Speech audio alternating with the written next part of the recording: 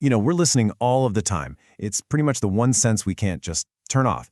But have you ever stopped to think that how we listen isn't automatic at all? It's a choice, a practice that's shaped by all these hidden forces and assumptions. So let's get into it, because what we think of as good sound versus what we just dismiss as noise, well, it says a whole lot more about us than you might think. So here's our roadmap. We're going to start with a pretty simple question about what good listening even is. Then we'll dig into the unseen bias in our love for quiet, what our ears might be totally missing, and then check out some incredible projects that are practicing a whole new way of hearing the world. And at the end, we're going to turn that question right back to you. All right, let's start with something we all do, listening to a recording. For a podcast, some music, maybe for research. But there's this kind of default way we tend to do it, and it's really worth taking a closer look.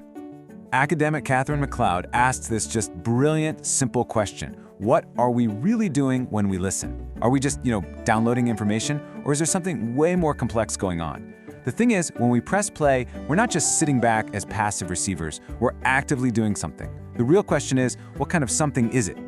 This really breaks down two totally different ways to approach it. On one hand, you've got what most of us do most of the time, partial listening. Think about it.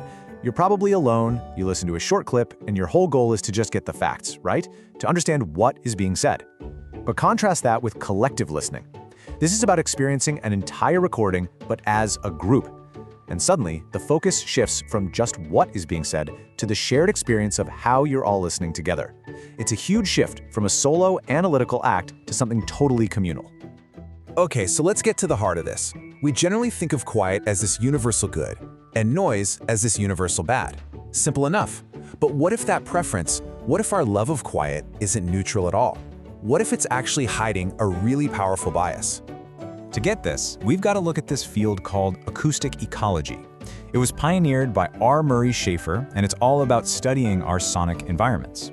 Now, the original goal was to fight back against urban noise pollution, what Schafer called a kind of sonic imperialism, and to preserve these natural so-called hi-fi soundscapes.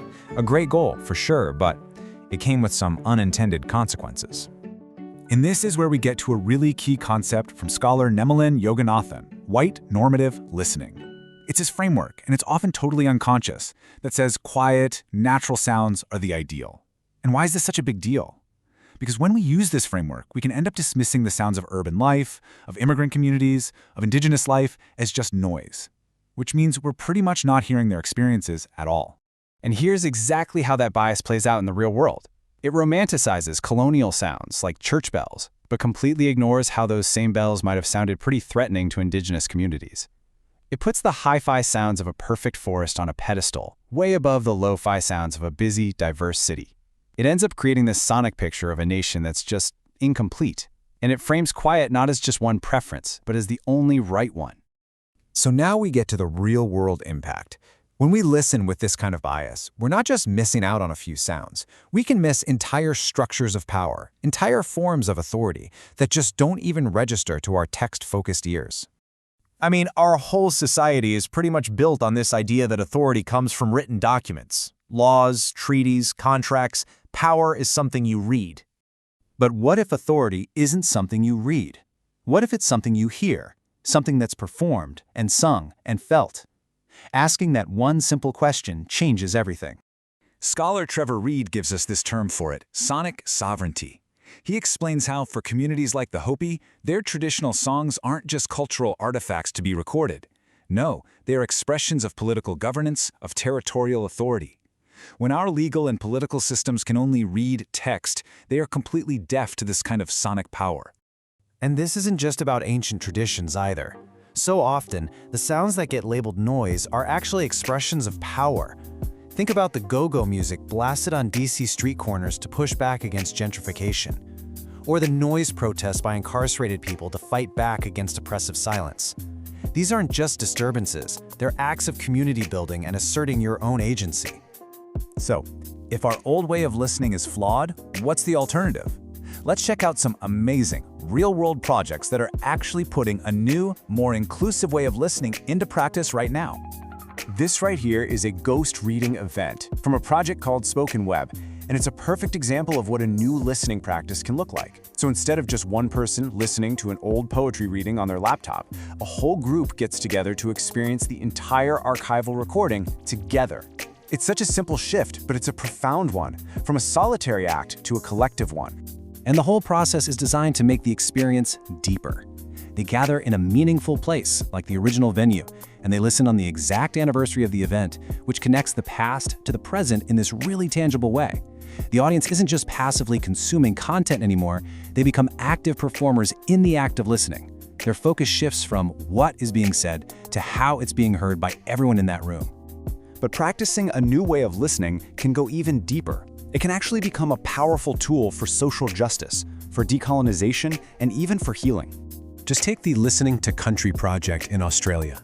Researchers worked with incarcerated Aboriginal women who were separated from their culture and their land, their country. The team went out and made field recordings of the women's home environments, rainforests, waterfalls, and created these amazing soundscapes for them to listen to. And this simple act becomes this profound form of resistance against the harsh, oppressive sounds of the prison. It promotes cultural connection, well-being, and healing. Okay, let's bring all this together. We've seen that how we listen is absolutely not a neutral act. So the final question really is, what is your listening doing? What kind of world is it helping to create? Scholar Andra McCartney had this really powerful insight during a sound walk. She witnessed a racist incident that was almost completely silent, and it's just this stark reminder that quiet isn't always peace. Sometimes, silence is the sound of oppression. It forces us to ask, who is being silenced here? And this, right here, is the key takeaway. Your listening is not passive. It is an active practice.